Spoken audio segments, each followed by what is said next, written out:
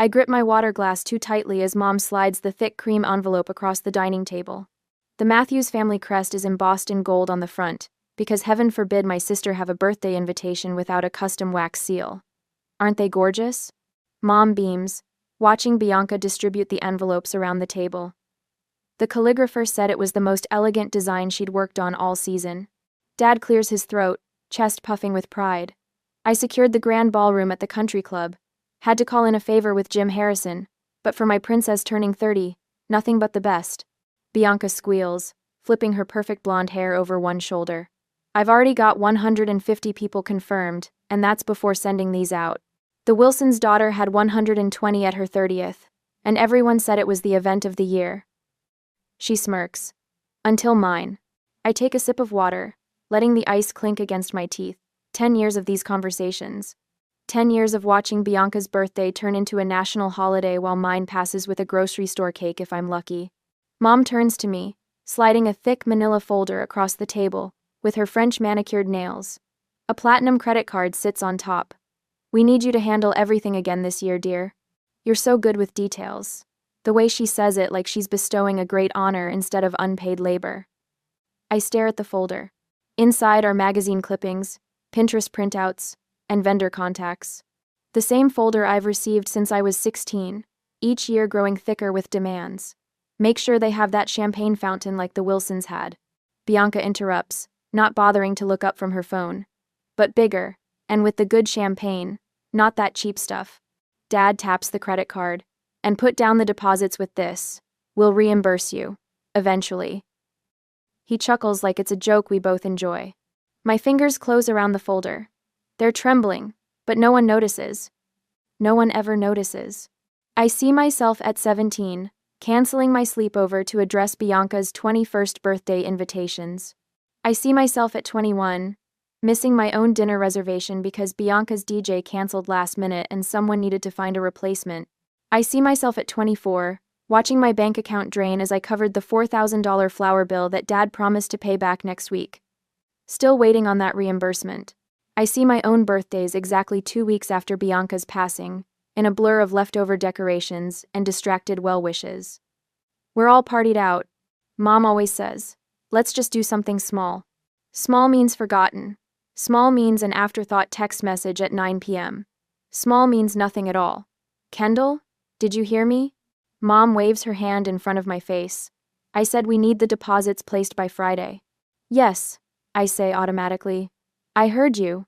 Later that day, in my apartment, I spread the contents of the folder across my kitchen counter. The theme is glitz and glamour because old Hollywood was too basic, according to Bianca's latest text.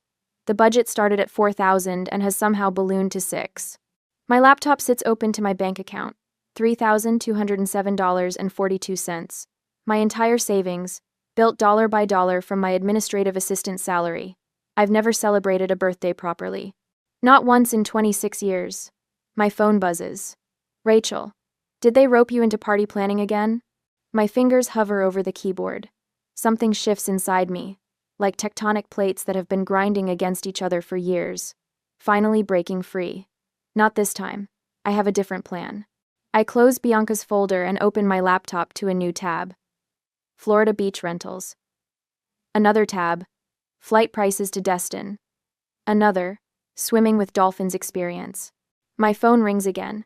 Bianca's face flashes on the screen, the professional headshot she made everyone use as her contact photo.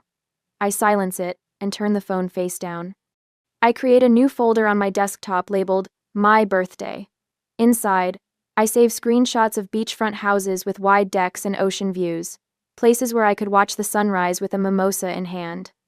Places where no one would ask me to make a single phone call or place a single deposit.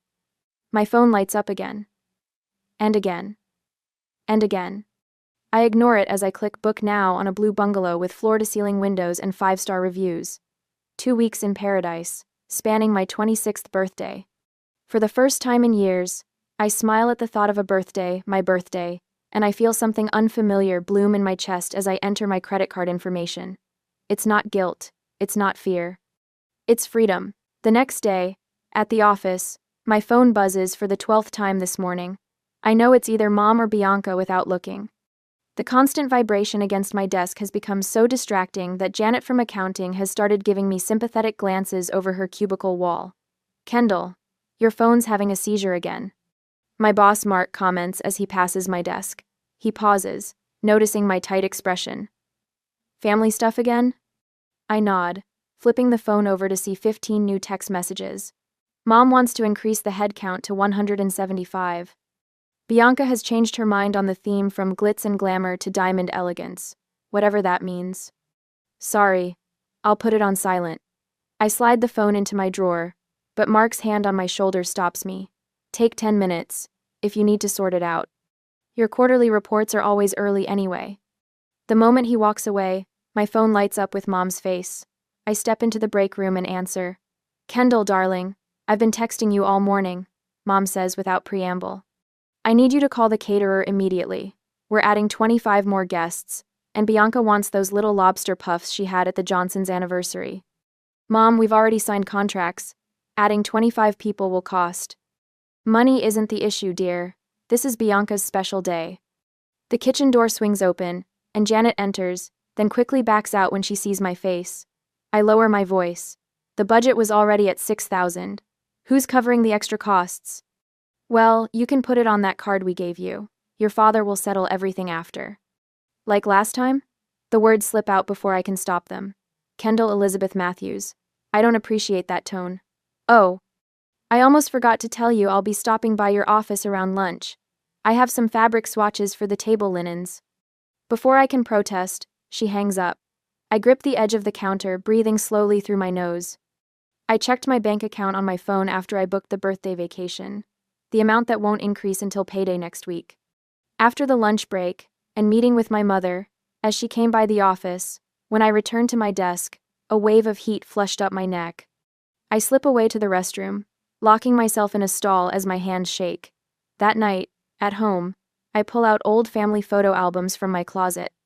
Page after page of Bianca's elaborate celebrations, her sweet 16 with a rented ballroom, her 21st with a hired band, her 25th with a weekend getaway for her and 20 friends. I flip through my childhood journal, the entries becoming a painful pattern. The 18th of April, STU, 2015. My 16th birthday today. Family went to Bianca's volleyball tournament. Mom said we'd celebrate next weekend but forgot. The 18th of April, 2016. No one remembered again. Dad gave me $20 when I mentioned it at dinner. The 18th of April, 2017. Rachel brought cupcakes to school. At least someone remembered. I slam the journal shut and reach for my phone, texting Rachel. Remember that Florida trip we talked about? I have booked it for my birthday. For real this time. I've had enough. Her response comes immediately. Finally, it's about time you did something for yourself. I'm in. For the first time in days, I smile. 2 hours and half a bottle of wine later, Rachel sits cross-legged on my living room floor, laptop balanced on her knees. So you're really going to do this? She gestures at my screen where the Blue Beach bungalow reservation confirmation glows. Just disappear for your birthday and let Bianca's party crash and burn? I nod, pulling up fake vendor contracts I've been creating all evening. I've already sent emails to my parents confirming everything's on track. They trust me completely to handle it all. God, they have no idea who they're dealing with. Rachel lifts her wine glass in a toast, to the real birthday girl. The next morning at work, Michael from accounting leans against my cubicle. Got a minute? I follow him to the break room, where he pulls out his phone. So I heard about your Florida plan from Rachel. I have these airline miles that are about to expire. How about a first-class upgrade for the birthday girl? Unexpected tears prick my eyes. Michael, you don't have to. Oh please, it's either you or my mother and she'd just complain about the champagne selection. He shows me the confirmation on his screen. Already done. That night at home, my phone buzzed with a text from Aunt Susan. Heard you're finally doing something for your birthday. Whatever you're planning, I support you 100%. Let me know if you need anything. An hour later, Rachel, Michael, and Lisa sent me their tickets. We are all going together. The contrast between these genuine connections and my family's exploitation feels like stepping from shadow into sunlight. Friday evening. At my parents' house, I spread the fake vendor contracts across my parents' dining table, catering, decorations, entertainment, all with convincing letterheads and deposit confirmations. "We trust you completely, dear," Mom says, not bothering to look at a single page. She slides an envelope across the table. "Here's the deposit money. 2,800 should cover everything, right?" Dad nods absent-mindedly, eyes on his phone. Bianca's upset about the color scheme again. She wants silver instead of gold now. "I'll handle it," I say automatically, the phrase I've uttered thousands of times before. But this time, the words taste different on my tongue. On Monday, 3 days later, I deposited the check into my account.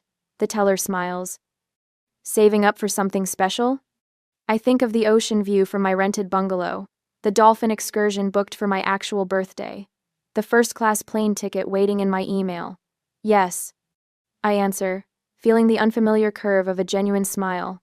Something very special, just for me. During a family dinner, or rather another ambush on Saturday that week, the dining room feels smaller than usual, like the walls are inching closer with each minute of this emergency family meeting. 2 weeks before Bianca's birthday, and we're all summoned as if discussing national security. These decorations are completely inadequate. Bianca slams her palm on a catalog page. "This is the most important day of my life. The centerpieces need to be at least twice this size." Mom nods sympathetically while Dad checks his watch. I sit quietly, making notes in my planner, while mentally confirming my flight and booking details. "We'll need to increase the budget again," Dad says, pulling out his checkbook. His eyes flick to me. "Kendall, confront the difference until we get to the bank next week." I nod, the motion automatic after years of practice. My savings account has already recovered from booking my Florida trip, thanks to my salary, and a forgotten Christmas bonus I'd stashed away. "Oh," Dad says, pausing mid-signature like he's just remembered something trivial. "Isn't your birthday sometime next month too?" Before I can answer, Mom pats my hand. "We can do pizza at our house for you after Bianca's celebration dies down. Nothing fancy, but still nice." The old Kendall would have smiled gratefully. This Kendall just writes, "pizza," in all caps in her planner, and underlines it 3 times. "Thanks, Mom. That sounds perfect." The next morning, although it's Sunday, I email my boss requesting personal days, my first vacation in 2 years. "Family emergency," I write, which isn't entirely untrue. My emergency need to escape my family qualifies. On Wednesday, before the birthday party, I pack at night, when I'm sure no one will drop by unannounced. Each item feels like a small rebellion: my brightest sundress, the swimsuit I bought 3 summers ago but never wore, sunglasses too bold for practical Kendall. When Bianca texts demanding I find gold-dipped orchids for the tables, I wait 40 minutes before responding. When Mom calls about changing the menu again, I let it go to voicemail until my lunch break. Small rebellions, but they make me stand taller. The final payment for the dolphin swimming excursion hits my credit card on Thursday, scheduled perfectly for my actual birthday. I trace my finger over the confirmation email, something warm spreading through my chest. Mine. For me. Finally. That night, my phone rings at 9:47 p.m. Dad's voice booms through the speaker before I can even say hello. "Emergency family meeting. Now. Bianca's having a crisis." I arrive to find Bianca pacing the living room, mascara streaking down her cheeks. 15 more people RSVP'd, yes, today. 15. Where will they sit? What will they eat? The seating chart is ruined. Mom rushes to her side with tissues while Dad turns to me, expectation heavy in his gaze. "This is what you do best, dear," Mom says. "Fix it." 3 faces stare at me. Bianca's desperate. Mom's pleading. Dad's demanding. The old Kendall would have already grabbed her laptop, already started calling vendors, already solving the problem. I take a deep breath and meet their eyes one by one. "Everything is under control. Trust me." The words hang in the room. To them, I'm promising to handle Bianca's crisis.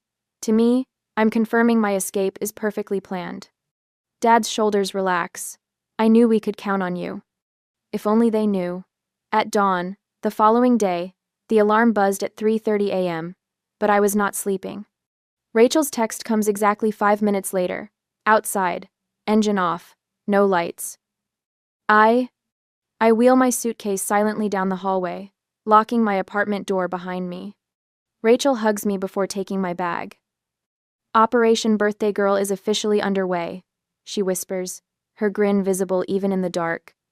The drive to the airport feels like crossing a border into a new country, one where I matter. Rachel hands me a travel mug of coffee and a birthday card signed by everyone in on the plan. At check-in, the attendant smiles. "You've been upgraded to first class, Miss Matthews." I turn to Rachel and squeeze her hand. She smiles and nods back. Aunt Susan's text arrives as I wait to board. Package delivered to rental house. "Happy early birthday, sweetheart. So proud of you." The group chat with my friends buzzes with excitement. Weather forecast. Perfect. Dinner reservations confirmed. Cake ordered your favorite. When my row is called, I stand tall, boarding pass firm in my hand. As the plane doors close, I switch my phone to airplane mode, the notification count of missed calls from my family disappearing. Relief washes over me like cool water. Later that day, I step into sunshine so bright it makes me squint with Rachel. The rental car takes me along coastal roads until I pull up to a pale blue house with wide windows facing the ocean. As my friends also came with me, Rachel, Michael, and my college roommate Lisa are now on the porch, holding a banner that reads, "Happy Birthday, Kendall." The sight of it, my name in bright letters, makes my throat tight. Inside, tasteful decorations catch the sunlight, nothing like the gaudy, excessive preparations for Bianca. Just simple, beautiful touches that show someone thought about what I would like. Rachel hands me a champagne flute. "To Kendall," she says, raising her glass, finally celebrating the birthday girl who deserves it. We clink glasses, and I look around at these people who traveled here just for me, who took days off work, who spent their money and time to make me feel special. I need to change my voicemail, I say suddenly, pulling out my phone. They watch as I record. "Hi. You've reached Kendall. I'm unavailable until further notice. Please leave a message." Unavailable. The word tastes like freedom. That evening, I walk alone on the beach as the sun sinks toward the horizon. The water rushes over my feet, then retreats, again and again. Like the years I've spent giving and retreating, giving and retreating. For the first time, I let myself feel the pain of being overlooked. Tears come hot and fast, drops of salt water joining the vast ocean before me. Footsteps approach from behind. My friends surround me, Rachel holding a chocolate cupcake with a single candle flickering in the breeze, an early celebration. "Make a wish," Lisa says softly.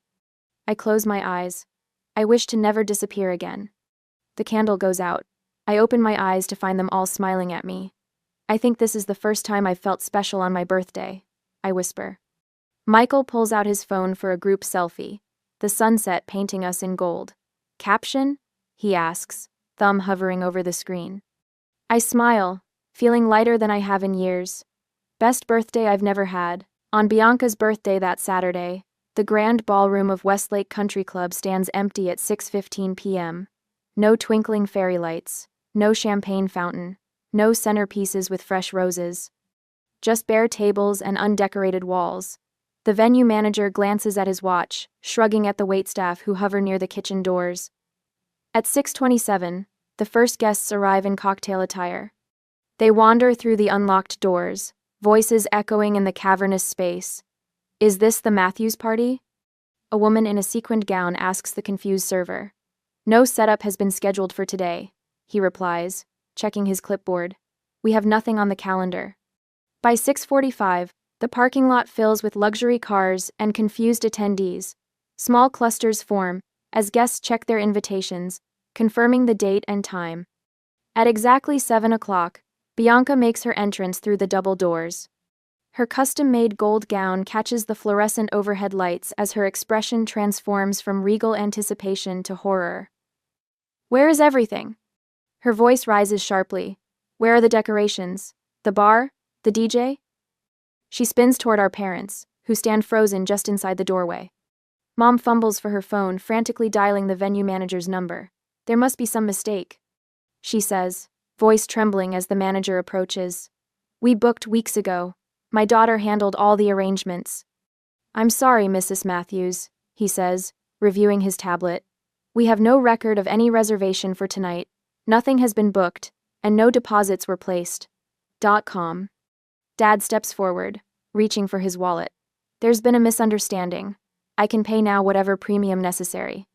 The manager's expression remains professionally sympathetic.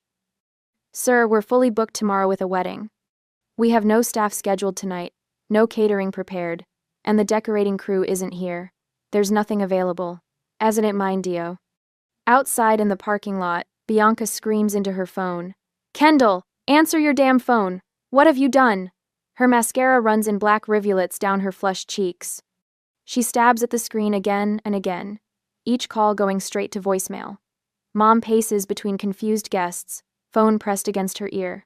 Kendall, this is your mother. Call me immediately. Your sister's party is. There's been some kind of, just call me back. Her voice cracks as she hangs up and immediately redials. Maybe she had an accident. Dad suggests, loosening his tie as sweat beads on his forehead. Should we call the hospitals? I posted the invitations on my story last week, Bianca wails as friends awkwardly pat her shoulder. Everyone will know my birthday was ruined. Mom gathers herself, addressing the growing crowd. We're moving the celebration to our home. Please follow us there. But guests are already drifting toward their cars, making excuses about babysitters and early morning commitments. By 8:30, Bianca sits on our parents' couch scrolling through her phone, sobbing afresh. Marissa already posted about the birthday disaster. It's all over Instagram. During that time, in Florida, I stretch out on a massage table as gentle hands work the knots from my shoulders. Ocean waves provide the soundtrack through open windows, and I haven't touched my phone in hours. Best birthday gift ever, I murmur as the masseuse works on a particularly tight spot between my shoulder blades. In the beach house kitchen, Rachel screens my messages, fielding the 20th call from my mother. Still, no answer. She tells Michael and Jen, who arrange a birthday breakfast tray with fresh fruit and mimosas. Should we show her any of these? Michael asks, holding up my phone as it buzzes again. Rachel shakes her head. Not yet. This vacation is for her only. Days later, when my actual birthday comes, at sunrise with my friends, I pose with my mimosa against the brilliant orange sky, salt spray in my hair and genuine joy on my face. Rachel captures the moment perfectly. Caption? She asks, showing me the photo. I think for a moment. 26 years later, finally celebrating ME. Hashtag my birthday my way. Within an hour, notifications flood my account. Coworkers, high school friends, and distant relatives leave comments. You go, girl. About time. Wait, isn't this when your sister's big party was supposed to be? Looking happier than I've ever seen you. Aunt Susan's comment appears prominently. So proud of you for finally putting yourself first, sweetheart. Happy birthday. Later that day, after we swam with dolphins, I switched to Bianca's profile to find a stream of sympathetic messages beneath her tearful selfie, captioned, "Worst birthday ever." Her responses reveal the truth. My selfish sister abandoned her responsibilities, and she deliberately sabotaged everything after we trusted her. By evening, I check my phone again. The notification banner shows 60 missed calls, 120 text messages, and countless social media alerts. My friends watch nervously as I scroll through the first few vicious texts from my family. Ready for birthday cake? Jen asks, sliding a small chocolate cake toward me with a single glowing candle. Michael snaps the photo, me smiling behind the flickering light, ocean sunset in the background. Caption for this one? Rachel asks. I look at the image, at the genuine happiness in my eyes. Just worth the wait. As I post it, a message notification pops up from Kelly, a girl I haven't spoken to since high school. I always wondered why your family treated you differently. Good for you, Kendall. I turn off my phone and slide it into a drawer. Let's go swimming, I suggest, rising from the table. The weight of decades lifts from my shoulders as we race toward the moonlit waves. Whatever storm awaits me back home can wait. Tonight belongs to me. The day I returned from my birthday trip, my phone buzzed to life as the plane touched down, notifications flooding in like a digital tsunami. 3 voicemails from Dad, 7 texts from Mom, and an email from Bianca with a subject line in all caps. I take a deep breath before listening to the first message. You've destroyed this family. Dad's voice trembles with rage. Come home immediately to fix this. Mom's text cuts deeper. How could you embarrass us like this? Everyone is talking. The email from Bianca contains a paragraph of accusations ending with, "You ruined the most important day of my life. I'll never forgive you." 3. Only Aunt Susan's message offers any comfort. They're planning an ambush when you get home. Stay strong, sweetheart. You did what you needed to do. In the airport bathroom, I stare at my reflection, while Rachel's voice plays through my speakerphone. Remember why you did this. You deserve to be celebrated too. I matter too, I whisper to the mirror, shoulders squared. No more invisible daughter. I practice the words again, louder this time. An older woman at the sink beside me nods approvingly. An hour later, my Uber driver glances at me in the rearview mirror as we approach my apartment building. Whatever you're heading into, you look ready for it. I clutch my beach tote tighter. I hope so. The key turns in my lock, but the door opens before I can push it. They're already inside.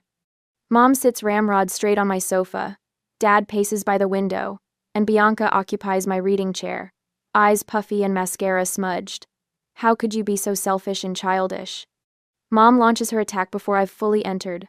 Her voice pitches higher with each word. Dad stops pacing, hands shoved deep in his pockets. We raised you better than this, Kendall.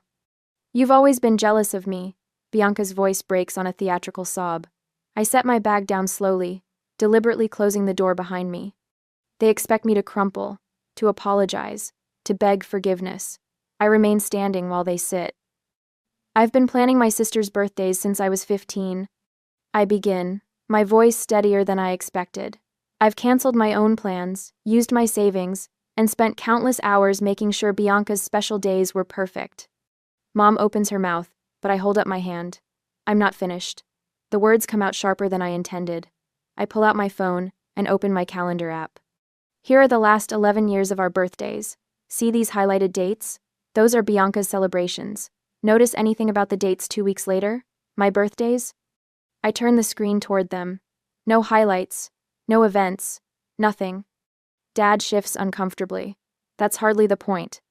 I've never had a birthday party. My voice doesn't waver. Not once in 26 years. This vacation with my friends was the first time anyone has ever celebrated with me.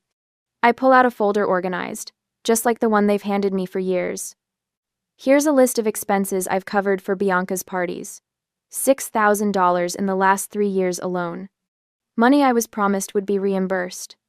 The silence stretches between us, thick and uncomfortable. Birthdays aren't important at your age anyway, Mom finally says, waving her hand dismissively. Dad's face hardens. After all we've done for you, this is how you repay us? By humiliating your sister in front of everyone we know? You've always been the boring one, Bianca sniffs. Who would even come to your party? Their words hang in the air, revealing the truth I've always suspected but never wanted to believe.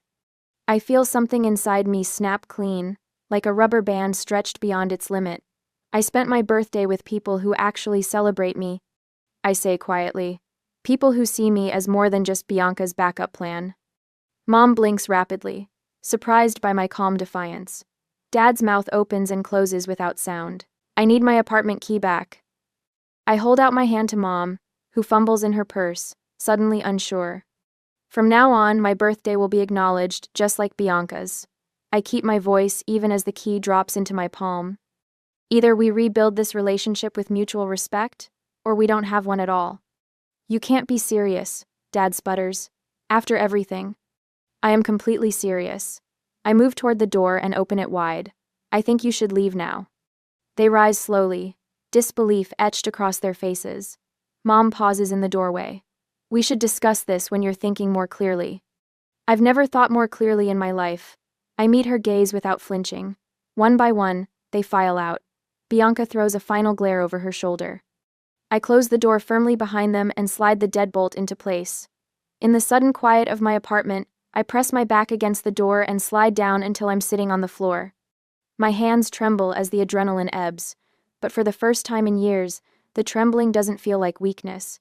It feels like freedom. A year later, during my birthday party, the doorbell chimes as I adjust the string of twinkling lights draped across my living room. My apartment, once a utilitarian space, now bursts with colors. I've chosen vibrant yellows and coral accents that would have terrified the old Kendall. I smooth my hand over the new haircut. I finally had the courage to try shorter, with caramel highlights framing my face. Birthday girl! Rachel swoops in with a homemade cake, followed by Michael and 3 other friends. Behind them stands Aunt Susan, clutching a wrapped package tied with a satin ribbon.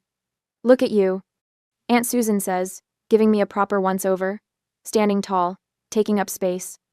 I catch a glimpse of myself in the hallway mirror. She's right. My shoulders no longer curve inward. My smile reaches my eyes. What a difference a year makes. Rachel raises her glass, champagne catching the light. To the year Kendall found her voice, and to many more birthdays celebrated exactly as they should be. The glasses clink together in my small but tastefully decorated apartment. Pictures from Florida hang prominently on the wall, tangible proof of the moment everything changed. My therapist would call this progress. I say with a laugh that comes easily now, Doctor. Whitman helped me understand that one act of self-respect could ripple through every aspect of my life. Since standing up to my family, I've earned a promotion at work, asked for a raise, started dating again. Your mom called me yesterday, Aunt Susan says quietly, as the others chat across the room. She wanted to make sure I'd be here. The birthday card from Mom arrived 3 days ago, on time, with a handwritten note that said simply, "Thinking of you. Baby steps. Dad still struggles with our new dynamic." Last month he asked when I'd get over this phase. Bianca surprised me though. After 6 months of silence, she texted, "Do you want to get coffee sometime?" We're rebuilding on new terms. Slowly. Present time, Michael announces, piling colorfully wrapped packages on the coffee table. I unwrap each thoughtful gift books I've mentioned wanting to read. A delicate bracelet, a concert tickets. Aunt Susan hands me her package last. Inside lies a silver frame holding a faded photograph of 4-year-old me blowing out candles on a small cake. I took this before your parents decided. Bianca's celebrations should take precedence, she explains. A note tucked behind the photo reads, "There was always someone who saw you. Never forget your worth." My throat tightens. I blink rapidly as I place the frame next to my Florida photos. What do you want for your next birthday? Rachel asks, refilling my glass. Just this, I answer. Presents over presents. Yesterday at work, I noticed Jessica, the new hire, apologizing constantly during meetings. I invited her to lunch and shared my story. You're allowed to have opinions, I told her. You're allowed to take up space. In my nightstand drawer lies my journal entry from last week, the year I stopped disappearing. Later, after candles and cake and laughter, I stand alone on my small balcony. The Florida photos hang visibly through the window. On my refrigerator calendar, 2 birthdays are marked with equal prominence, mine and Bianca's. My phone rings. It's Mom, probably calling about the family dinner next weekend. Kendall, can you help with the decorations for your father's retirement party? You're so good with those details. I take a deep breath. No, I can't help with that. I have my own plans that day. Sometimes the greatest gift you can give yourself is the permission to matter.